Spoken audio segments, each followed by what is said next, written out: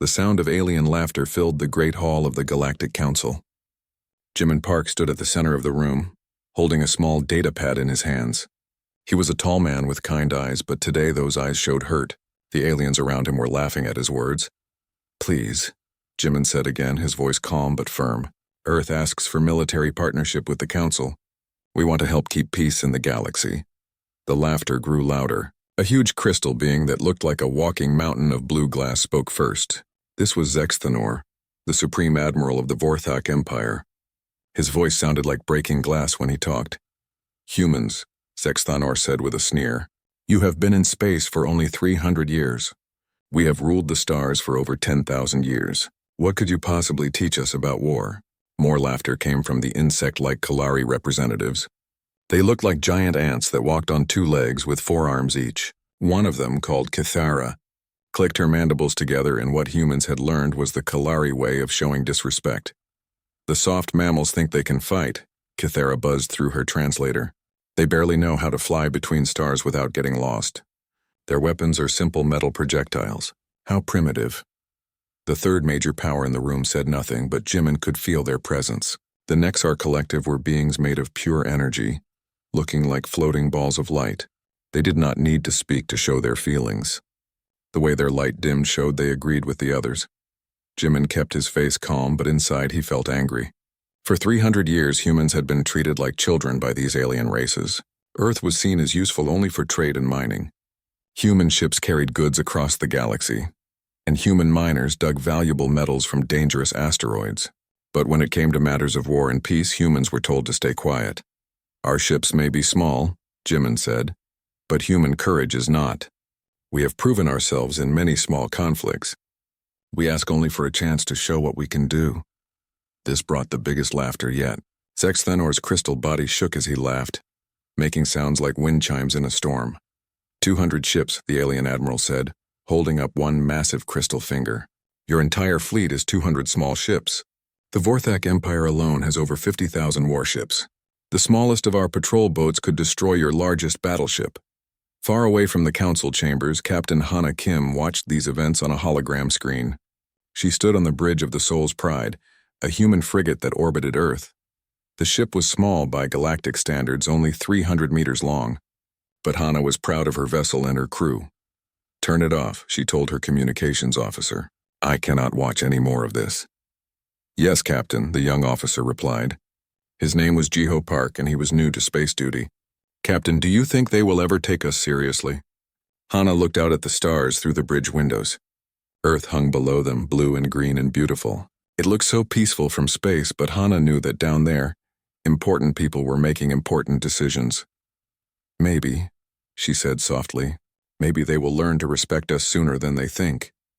What Hana knew and what Jiho did not know was that she had received a coded message that morning. The message was from Dr. Sunho Lee, and it contained only 3 words. Project Titan approved. Dr. Sunho Lee sat in a secret facility buried deep under the mountains of Korea. Around him, dozens of scientists and engineers worked at computers and drawing boards. The room hummed with quiet activity, but there was excitement in the air that anyone could feel. Sunho was a small, thin man who wore thick glasses. He looked like a teacher or a librarian, not like someone who was about to change the course of galactic history. But appearances could be deceiving, and Sunho Lee was one of the smartest humans who had ever lived. "Are you sure about this?" asked Dr. Yunabei, his second in command. She was young and brilliant, with short black hair and worried eyes. "The power requirements alone should be impossible." Sunho smiled and pushed his glasses up his nose. "Impossible is just another word for something no one has figured out yet. And Yuna, we have figured it out." On the main screen in their laboratory, plans showed a ship that was beyond anything the galaxy had ever seen. It was not just big, it was gigantic. Most warships in the galaxy were between 500 and 2,000 meters long. The ship on their screen was 15,000 meters long and 4,000 meters wide. It was not a ship. It was a flying city. "How long until construction is complete?" Sunho asked. "Chief Engineer Do-hyun Nam reports that the asteroid facility is ahead of schedule," Yuna replied, reading from her tablet. "All major components are ready. They just need to put everything together and run the final tests." Sunho nodded. Far out in the asteroid belt between Mars and Jupiter, human workers were building something that would shock the galaxy. The construction site was hidden inside a hollowed-out asteroid that was over 50 kilometers wide. No alien sensors could detect what was happening inside. The workers were led by Do-hyun Nam, a tough, experienced engineer who had spent his whole life building things in space. He had volunteered for this project even though he knew it might mean never seeing Earth again. If their secret was discovered too early, the aliens would destroy the construction site and everyone in it. The aliens think we are weak, Do-hyun had told his team when the project began. They think humans are good only for carrying their goods and digging their mines. Today we start building something that will change their minds forever. Back in the council chambers, the meeting was ending. Jimin Park gathered his papers and prepared to leave. The aliens had rejected Earth's application for military partnership. Just as everyone had expected. Do not feel too bad. Human, Sexthanor said in a voice that was meant to sound kind but came across as insulting. Perhaps in a few thousand years, when your species has grown up a little more, we can talk about this again. Jimin bowed politely, as was the human custom. Thank you for your time, Supreme Admiral. I hope the next time we meet you will see humans in a different light. As Jimin walked away, he heard the aliens talking among themselves. They spoke of humans as if they were pets or children, amusing, perhaps useful, but not to be taken seriously in important matters. None of them noticed the small smile on Jimin's face as he left the chamber. None of them knew that the message from Dr. Sun-Ho Lee had been very specific. Project Titan will be ready in 6 months. The galaxy was about to learn that sometimes the most dangerous enemy is the one you do not take seriously, and humanity was about to show the universe what humans could do when they were finally ready to stop being underestimated. 3 weeks had passed since the Galactic Council rejected humanity's request. The news had spread across all the major alien worlds, and most beings considered it a minor footnote in galactic politics. Humans, they thought, would go back to their trading and mining like good little servants. But something strange was happening in space. Commander Taeyang Cho sat in the captain's chair of the Incheon Ghost, one of humanity's newest stealth ships. The vessel was small and quiet, designed to move through space without being detected. Today, Taeyang was watching a Vorthak patrol fleet from a distance of only 50 kilometers, and they had no idea he was there. "Sir?" whispered his sensor operator, a young woman named Isul Kang. "The Vorthak ships are scanning everything. They seem nervous about something." Taeyang nodded. For the past 2 weeks, his ship had been following alien patrols all across this sector of space. The aliens were looking for something, but they did not seem to know what it was. "Any change in their search pattern?" he asked quietly. "Yes, sir. They are expanding their search grid again. This is the 3rd time this week they have changed their formation." On the main screen, Taeyang could see the crystal ships of the Vorthak Empire. Each ship was beautiful in its own way, looking like carved gems that flew through space. But today, instead of flying in their usual confident formations, they were spread out like hunters looking for dangerous prey. "Send a coded message to Admiral Jung," Taeyang ordered. "Tell her that Patrol Group 7 is showing signs of extreme caution. They are afraid of something." Light years away, Admiral Sora Young received the message in her secret command center on Luna, Earth's moon. She was a small woman with sharp eyes and gray hair, and she had spent 30 years learning how alien militaries worked. The reports coming in from her stealth ships painted a very interesting picture. "Show me the tactical display," she said to her aide. The holographic map that appeared showed the positions of hundreds of alien ships across dozens of star systems. Red dots marked Vorthak forces, green dots showed Kalari swarms, and blue dots represented the energy beings of the Nexar Collective. All 3 alien powers were increasing their patrols, and all of them seemed to be looking for the same thing. "What are they so afraid of?" asked her aide, a young intelligence officer named Kyung-won. Admiral Jung smiled. "Us," she said simply. "They know something is out there, but their sensors cannot find it. That makes them very nervous." The reason the aliens could not find what they were looking for was Dr. Yunabei's greatest invention. Hidden in her secret laboratory on Earth, she had created something that no alien scientist thought was possible. A perfect cloaking device. "The quantum field is holding steady," Yuna reported to Dr. Sun-Ho Lee as they watched their test results.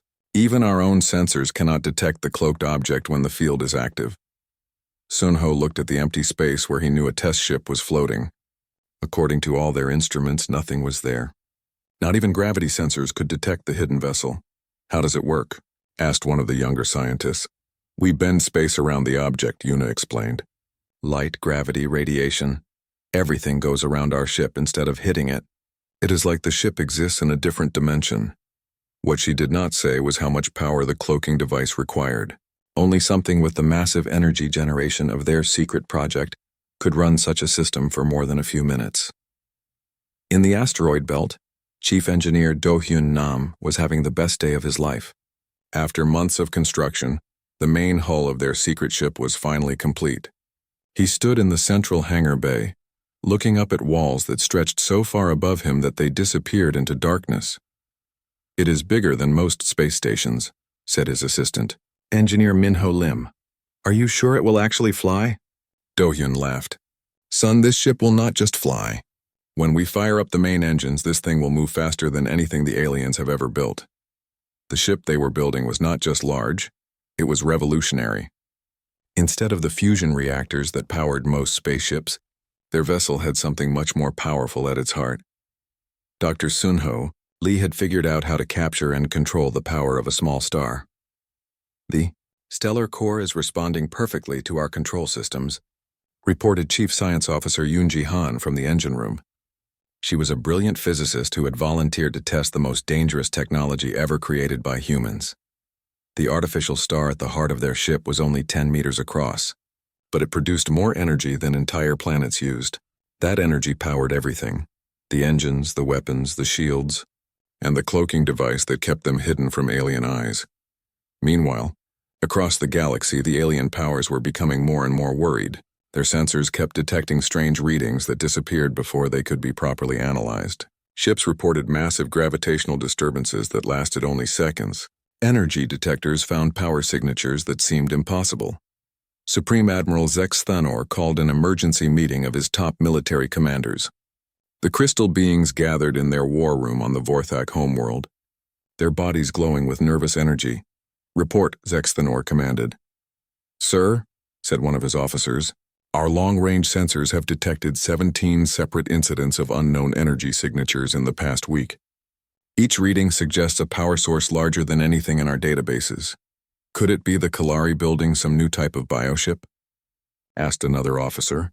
"Negative, sir. We have spies in their hive cities. They are as confused as we are." The same conversation was happening in Kalari territory. Queen Cathera's military advisors buzzed with nervous energy as they tried to understand what was happening in space. "The energy patterns do not match Nexar technology," reported one of her generals, "but they also do not match any Vorthak design we know about."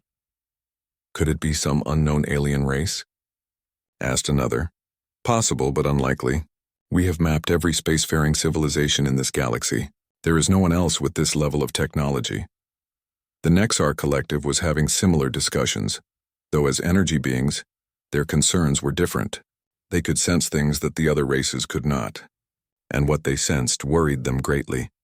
One of their senior members communicated with the others through pure thought. "The disturbances are artificial. Someone is manipulating space-time itself on a massive scale." "Who has such technology?" came the response from another Nexar being. "No one. That is what makes this so concerning." Back on Earth, President Mira Choi sat in her office reading the latest intelligence reports. She was a calm, thoughtful woman who had led humanity through some of its most difficult years. But today, even she was feeling nervous about what they were about to do. "Are you sure we are ready for this?" she asked Admiral Jung, who had come to Earth for a final briefing. "As ready as we can be, Madam President. Our stealth ships report that all three alien powers are starting to suspect each other. They think one of the other races is developing secret weapons. And when they find out the truth," Admiral Young was quiet for a moment. "When they find out that humans built something beyond their imagination, everything will change. We will either become the most respected race in the galaxy, or we will become the most hunted." President Choi nodded. She understood the risks, but she also understood that humanity could not remain weak forever. The aliens had treated humans like children for 3 centuries. It was time to show them what children could do when they grew up. In his secret facility, Dr. Sun-Ho Lee received the final message he had been waiting for. It was from Do-Hyun Nam in the asteroid belt, and it contained only 2 words: ready for activation. Sun-Ho looked around at his team of scientists and engineers. These brave men and women had worked in secret for years to make this moment possible. Soon their work would be revealed to the galaxy. Send the activation codes, Sun-Ho said quietly. It is time to wake up our sleeping giant. Far out in the asteroid belt, massive engines that had never been tested at full power began to hum with energy. The artificial star at the heart of the ship flared to life, sending power through systems that spanned 15 kilometers of advanced technology. The galaxy had no idea that humanity was about to change the rules of the game forever. The war started over a simple mining dispute in the Kepler Expanse, a region of space rich with rare metals that all 3 alien powers wanted to control. What began as angry words quickly turned into something much more dangerous. Supreme Admiral Zex Thenor was the first to act. His crystal ships moved into the neutral zone and began setting up mining platforms on the most valuable asteroids. The Vorthak Empire had always believed that might made right, and they had the biggest fleet in the galaxy. But the Kalari Queen was not going to let them take everything. Her biomechanical swarm ships poured out of their hive worlds like angry insects, surrounding the Vorthak positions. The insect-like aliens believed the resources belonged to whoever could defend them, and they were ready to fight. The Nexar Collective watched both sides with growing concern. As beings of pure energy, they needed different materials than the other races, but they also could not allow either the Vorthak or Kellery to become too powerful. Their energy-based ships began moving toward the disputed region. Within days, 3 massive fleets faced each other in the Kepler Expanse. Over 800 ships per side, each fleet capable of destroying entire star systems if they chose to fight. The tension grew stronger each hour as more ships arrived and took positions. Captain In-ha Yu received her orders while sitting in the captain's chair of the Busan Runner, a small human patrol cruiser. She read the message twice, then read it again. The orders did not make sense, ma'am, asked her first officer, Lieutenant Jin Woo-oh. Is everything all right? In-ha looked up from her tablet with confused eyes. We are ordered to proceed to the Kepler Expanse immediately. Our mission is to evacuate human civilians from the area. But ma'am, Jin Woo said carefully, there are no human civilians in the Kepler Expanse. It is a completely empty region of space. In-ha nodded slowly. I know, but our orders come directly from Fleet Command. We leave in 1 hour. What In-ha did not know was that her ship had been chosen for a very special mission. Admiral Sora Young had personally selected the Busan Runner and its crew for what might be the most important task in human history. Are you sure about this? Dr. Yunabe asked Admiral Young as they watched the tactical display in the secret command center. Captain Yu and her crew have no idea what they are really doing. It has to be this way, the Admiral replied. If Captain Yu knew the truth, she might act differently. The aliens are very good at reading body language and detecting lies. Her genuine confusion will make the deception perfect. Fleet Admiral Seojun Kang stood in the command center of humanity's greatest secret, watching his daughter prepare for her first real mission. Lieutenant Isol Kang sat at the tactical station of the massive ship, running final checks on systems that no human had ever used in combat. Are you nervous? Asked Captain Minho Lim, the commanding officer of the ship they called the Indomitable. Yes, sir, Isol answered honestly, but also excited. We have trained for this moment for 2 years. Captain Lim nodded. He understood her feelings. The Indomitable was unlike anything that had ever been built. 15 kilometers long and 4 kilometers wide, it was less like a spaceship and more like a flying city. Its hull was made from materials that could withstand the heart of a star, and its weapons could destroy moons. How many people are aboard? Isol asked. 50,000, Captain Lim replied. Crew, scientists, engineers, and their families. If this mission fails, we lose some of the best people humanity has ever produced. What he did not say was that his own wife and children were aboard the ship. Like many of the crew, Captain Lim had volunteered his entire family for this mission. They all believed that humanity's future was worth any risk. Dr. Sun-Ho Lee made his final inspection of the ship's most important system. The stellar core hummed quietly in its containment field, a miniature star that provided more power than most planets used. Around it, the quantum field generators that powered their cloaking. Device stood ready. All systems are green, reported Chief Science Officer Yoon Ji-han. We can maintain full cloak for up to 72 hours if needed. And our weapons? Asked Dr. Sunho. Ready for testing, answered Weapons Officer Nari Song. She was a small woman with fierce eyes who had designed the most powerful guns ever built by human hands. The macro cannons are loaded and calibrated. Sir, when we fire these weapons, there will be no hiding what we are anymore. Dr. Sunho nodded grimly. The macro cannons fired projectiles the size of buildings at speeds close to the speed of light. Each shot carried more destructive power than entire alien fleets. Once they fired, every race in the galaxy would know that humans had become something new. In the Kepler expanse, the 3 alien fleets continued to grow larger. The Vorthak crystal ships arranged themselves in geometric patterns that looked like deadly flowers made of light. The Kalari bioships swarmed in complex formations that changed every few minutes. The Nexar energy beings floated in perfect spheres that pulsed with barely contained power. Supreme Admiral Zexthanor stood on the bridge of his flagship, the Eternal Shard. The massive crystal ship was over 2 kilometers long and had led the Vorthak to victory in 100 battles. Today he was confident it would lead them to victory once again. Status report, he commanded. 847 ships ready for combat, his tactical officer reported. The Kalari have 812 vessels, and the Nexar have brought 893 energy constructs. Zexthanor's crystal body glowed with satisfaction. Even if the other 2 races worked together, his fleet could handle them. The Vorthak had the most advanced weapons in the galaxy, and their ships could phase through solid matter to avoid enemy fire. Queen Kithra's thoughts were transmitted instantly to all her ships through the Kalari hive mind. Her biomechanical vessels could repair themselves during battle and split into smaller fighters when needed.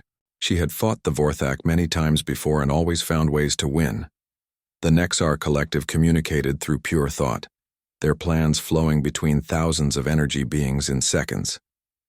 Their ships were made of controlled energy that could change shape at will and pass through solid matter like ghosts.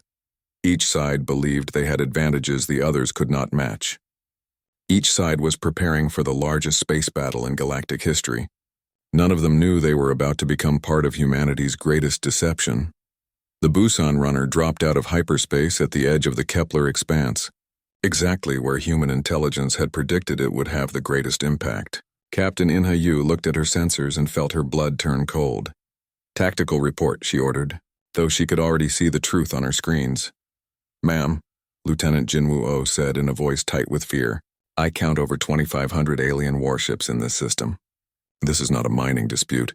This is preparation for total war. Inha stared at the display showing 3 massive fleets positioned around valuable asteroids. Her small ship, only 200 meters long, was utterly insignificant compared to the firepower arrayed before her. Ma'am, her communications officer reported, we are being scanned by all 3 fleets. They know we are here. Any hostile actions? Inha asked. No, ma'am. I think they are as confused by our presence as we are by theirs. What the aliens saw was exactly what Admiral Jung had wanted them to see. A single, small human ship that appeared to be in the wrong place at the wrong time. To the alien commanders, humans were harmless traders who often got lost in dangerous areas of space. Should we withdraw? Asked Lieutenant Jinwoo. Inha looked at her orders again. They were very specific. Remain in the area until recalled no matter what happened. No, we stay here and complete our mission. But ma'am, what mission? There is nothing here to evacuate. Inha did not answer because she did not know. What she did not realize was that she and her crew were the bait in a trap that had taken 3 years to prepare. Light years away, Dr. Sun-Ho Lee gave the order that would change galactic history forever. Begin final approach, he said quietly. It is time to show the galaxy what humans can really do. The Indomitable began moving toward the Kepler expanse, still hidden by its perfect cloaking field. In a few hours, the 3 most powerful militaries in the galaxy would discover that they had been wrong about humanity. Very, very wrong. The battle began at 1432 Galactic Standard Time, when a Kalari scout ship accidentally fired on a Vorthak patrol vessel. Within minutes, the mistake turned into the largest space battle in recorded history. Captain Inha-Yu watched in terror as energy beams and projectiles filled the space around her small ship. The Busan runner sat in the middle of the battlefield, somehow untouched by the violence that raged in all directions. Her crew had shut down all non-essential systems and were pretending to have engine problems.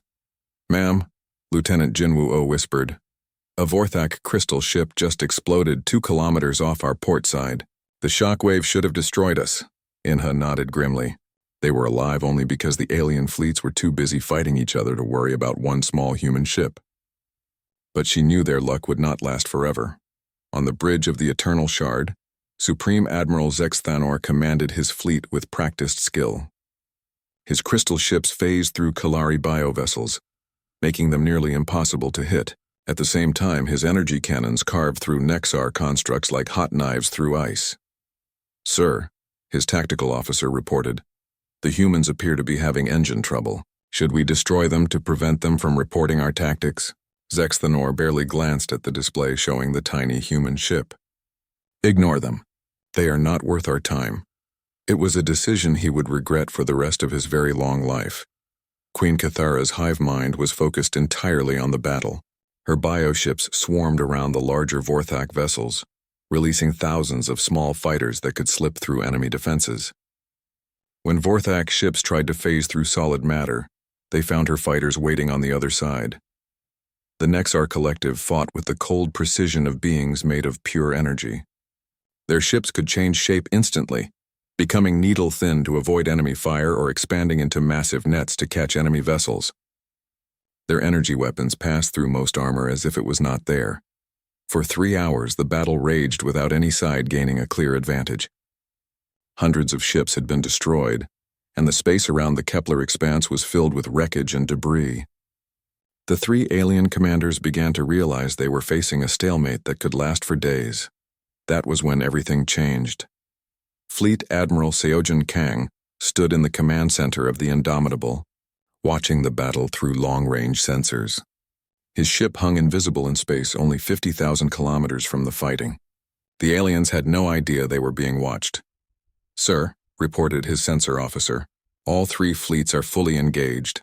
They have committed all their reserves to the battle." Admiral Kang nodded. "Perfect.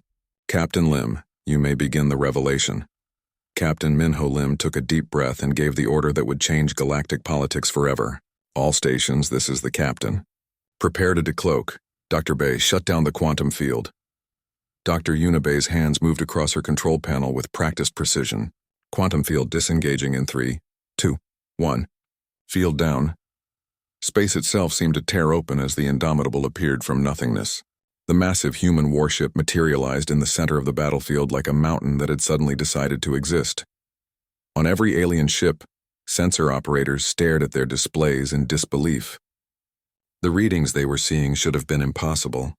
The ship that had just appeared was larger than their space stations, powered by what looked like a controlled star, and armed with weapons they could not even identify. "What is that thing?" whispered a Kalari fighter pilot over the communication channels. "It cannot be real," said a Vorthak crystal singer. "No one can build something that large." The Nexar Collective's energy beings pulsed with shock. Their sensors, which could detect the smallest energy fluctuations, were overwhelmed by the power readings coming from the human ship. Supreme Admiral Zex Thanor's crystal body flickered with disbelief. "Scan that vessel immediately. I want to know everything about it."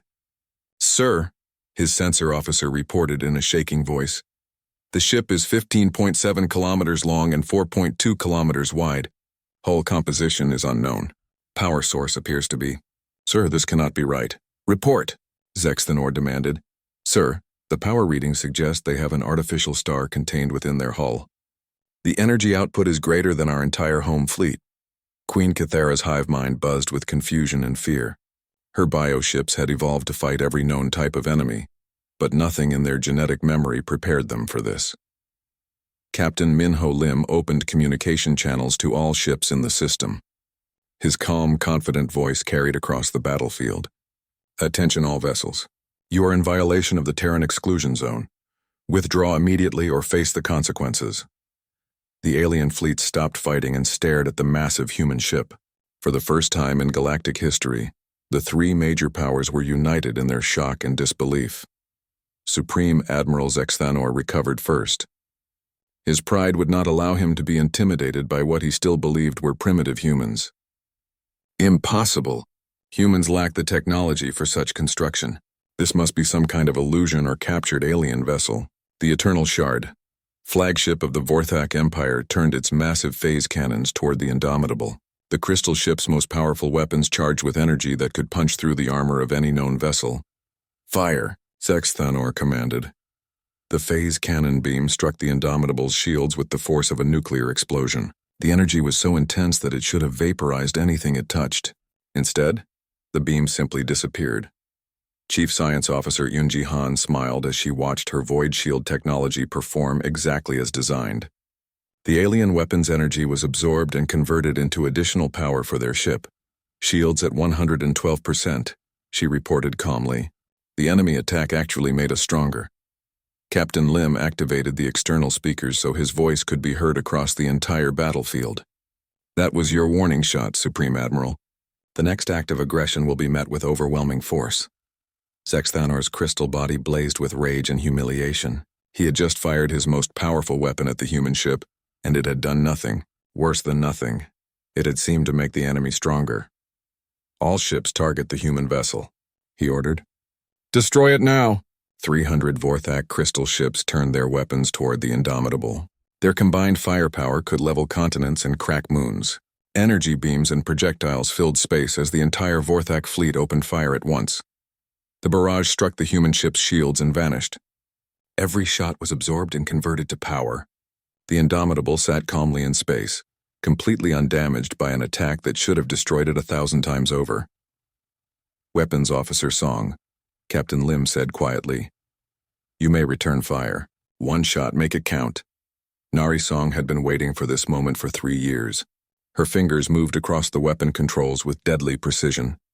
Macro Cannon 1, target acquired, firing. The Indomitable's primary weapon spoke once. A projectile the size of a small building launched from the ship's massive gun at 90% the speed of light. The kinetic energy contained in that single shot was greater than most star systems produced in a year. The projectile passed through the Vorthak formation like a sword through paper. 27 crystal ships simply ceased to exist, their atoms scattered across light years of space. The Eternal Shard, Supreme Admiral Sexthanor's mighty flagship, was cut in half by the shot. The alien admiral survived only because his crystal body was in the forward section of his ship. As emergency systems tried to save what was left of his vessel, he stared at the human ship through the shattered remains of his bridge. Impossible, he whispered. This is impossible. Queen Cathara's response was immediate and predictable. Her bioships released every fighter they carried, sending thousands of small vessels swarming toward the human ship. The Kalari had always believed that numbers could overcome any enemy. Point Defense Coordinator Jinwoo Oh had been waiting for exactly this type of attack. Defensive grid activating, he announced. Space around the Indomitable became a web of coherent energy that reached out for hundreds of kilometers. Every Kalari fighter that touched the grid simply vanished, converted to basic atoms by weapons that turned matter itself into energy. In less than 30 seconds, 3,000 Kalari fighters were destroyed. The survivors fled back to their motherships in terror. The Nexar Collective tried a different approach. Their energy-based ships attempted to merge with the human vessel's power systems, thinking they could drain or disrupt the artificial star at its heart. Chief Engineer Do Yun Nam watched calmly as alien energy beings tried to penetrate their hull.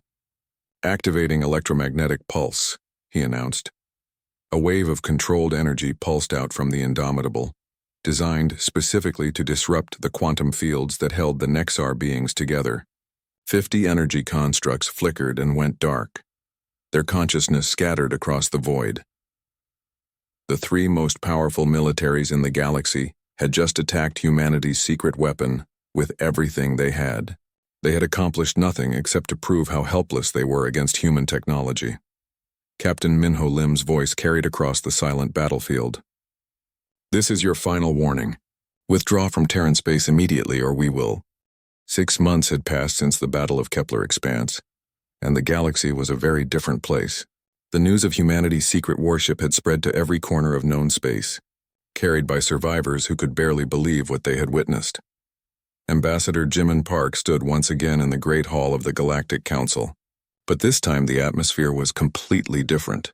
Where once there had been laughter and dismissive comments, Now there was respectful silence and nervous energy. The alien representatives sat in their designated areas, but their body language showed fear and uncertainty. Supreme Admiral Zex Thanor was present via hologram, since his flagship was still being repaired. Queen Kythera attended through her hive link, her physical form remaining safely in Kalari space. The Nexar Collective had sent only minor representatives, afraid to risk their senior members. Honored delegates, Jimin began, his voice calm and confident. Humanity withdraws its previous application for military partnership with the Galactic Council. A ripple of confusion passed through the assembled aliens. They had expected humans to demand a position of power after their display of overwhelming force. Instead, Jimin continued, Earth presents the Terran Protection Accords for your consideration. The documents that appeared on every delegate's screen outlined a new structure for galactic politics. Humanity would establish protective zones throughout the galaxy, where human warships would maintain peace and prevent conflicts between other races. In exchange, all spacefaring civilizations would pay a security fee to help fund this protection. Zex Thanor's hologram flickered as he tried to control his anger. This is nothing more than a protection racket. You are demanding tribute from races that have ruled the galaxy for thousands of years. Jimin's response was polite but firm. Supreme Admiral, with respect, the recent events at Kepler Expanse suggest that the current galactic order is unstable. Humanity offers a solution that benefits everyone. As if summoned by his words, a new hologram appeared in the chamber. It showed the space around Earth, where 3 massive human warships floated in perfect formation. The Indomitable had been joined by its sister ships, the Invincible and the Inevitable. Each vessel was just as large and powerful as the ship that had shocked the galaxy 6 months earlier. As you can see, Jimin said, humanity is committed to galactic peace. These vessels and others under construction will ensure that conflicts like the one at Kepler Expanse never happen again. Queen Kythera's representative buzzed with nervous energy. How many of these ships do humans possess? Currently 3 are operational, Jimin replied. 7 more are under construction, with plans for an additional 20 vessels over the next decade. The silence that followed was deafening. 30 Titan-class warships would give humanity more firepower than all other races combined. President Mira Choi watched the council session from her office on Earth, surrounded by her top advisors. Admiral Sora Young stood beside her, reviewing intelligence reports from across the galaxy. How are the other races responding to our offer? President Choi asked. Better than expected, Admiral Jung replied. The smaller civilizations are actually pleased. They have always been bullied by the 3 major powers. Having human protection means they can finally stand up for themselves. Dr. Sun-Ho Lee entered the room carrying a tablet full of technical data. Madam President, I have an update on our construction programs. The new automated shipyards are working perfectly. We can build Titan-class vessels 3 times faster than originally planned. President Choi nodded. And the alien attempts to steal our technology? All unsuccessful, Dr. Sun-Ho replied with a small smile. Dr. Bay's security systems are beyond anything they understand. Every attempt to infiltrate our facilities has been detected and stopped. Meanwhile, in the rebuilt command center of the Eternal Shard, Supreme Admiral Zex Thanor met with his top military advisors. The Vorthak Empire's most brilliant scientists had spent months trying to understand human technology. With little success, report, Zex Thanor commanded, his crystal body dim with frustration. Sir, his chief scientist replied, we have analyzed every piece of data from the battle. The humans appear to have mastered technologies that we consider impossible. Their power source alone represents a breakthrough that our scientists say should not exist. What about their weapons? Asked another officer, even more mysterious. The projectiles they fired were not just large and fast. They were accelerated by some form of space-time manipulation. They ignored our phase shields completely. Zex Thanor's body flickered with barely controlled rage. So we cannot replicate their technology? Not with our current understanding of physics, sir. They have made discoveries that are centuries ahead of our own science. Similar conversations were taking place across Kalari and Nexar territories. The greatest minds of 3 galactic civilizations were trying to understand how humans had achieved such impossible advances in such a short time. What they did not know was that humanity's success was built on a simple principle that aliens had never considered. While the other races had focused on perfecting their existing technologies, humans had started completely fresh. They had looked at every scientific problem as if they were the first beings to encounter it. Dr. Yuna Bay explained this to her research team during one of their regular meetings. The aliens became trapped by their own success, she said. They spent thousands of years perfecting fusion reactors, so they never imagined that stellar cores could be contained and controlled. They mastered energy shields, so they never developed our void shield technology. But how did we figure it out so quickly? Asked one of her younger scientists. Because we started with a blank slate, Dr. Sun Ho Lee answered from the doorway. We studied alien technology to understand what was possible, then we asked ourselves what should be possible. The answers were very different. Back in the council chambers, the debate over the Terran Protection Accords continued. Some delegates argued that humanity was demanding too much power. Others pointed out that human protection was better than constant warfare between the major powers. What guarantee do we have that humans will not abuse this authority? Asked a representative from the Centauri Federation, one of the smaller civilizations. Jimin Park had been expecting this question. An excellent point, delegate. Humanity proposes the establishment of mixed crews on all protection vessels. Each Titan-class ship will carry representatives from multiple races, ensuring that no single species controls these powerful weapons. This was a lie, but a useful one. Admiral Young had already determined that alien crew members would be restricted to non-critical areas of human ships. They would never see the real technology or understand how it worked. Supreme Admiral Zexthanor made one final attempt to maintain Vorthak independence. The Vorthak Empire refuses to submit to human authority. We will not pay tribute to a species that learned to fly between stars only yesterday. Jimin's response was calm but carried an undertone of steel. That is, of course, your choice, Supreme Admiral. However, I should mention that the Kepler Expanse is now under human protection.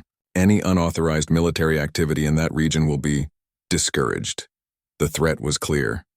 The Kepler Expanse contains some of the richest mining areas in Vorthak space. Without access to those resources, the crystal-based civilization would slowly starve. Queen Kithara was the first to formally accept the accords. Her bioships were designed for swarm tactics that had proven completely useless against human defensive systems. The Kalari needed time to develop new strategies, and peace with humanity would give them that time. The Nexar Collective agreed next, their decision transmitted through pure thought in seconds. As energy beings, they were particularly vulnerable to the electromagnetic pulse weapons that humans had demonstrated. Supreme Admiral Zexthanor held out for 3 more hours. But eventually, even his pride had to bow to reality. The Vorthak Empire could not survive without access to the materials in the Kepler Expanse. The Vorthak Empire accepts the terms of the Terran Protection Accords, he said, each word clearly causing him pain. President Choi watched as human history changed forever. With the stroke of a pen, humanity had gone from being the galaxy's servants to being its protectors. The transformation was so complete that it still amazed her. "What are your orders, Madam President?" asked Admiral Jung. "Deploy the Invincible to the Vega sector," President Choi replied. "There have been reports of piracy in that area. Let us show the galaxy what human protection looks like." Fleet Admiral Seojun Kang stood on the bridge of the Indomitable as it prepared to depart Earth orbit. His daughter, now promoted to Commander Iso Kang, had been given command of the ship's tactical systems. The family that had risked everything for this mission was now at the center of humanity's new galactic empire. "Sir," Commander Kang reported, "all systems are ready." "Where are we headed?" "The Rigel system," Admiral Kang replied. "Intelligence reports that several minor civilizations are being threatened by Kalari expansion. It is time to remind Queen Kithara that the accords apply to everyone." As the massive human warship entered hyperspace, it carried with it the hopes and fears of an entire galaxy. The aliens had learned that underestimating humanity was a dangerous mistake. Now they would learn that,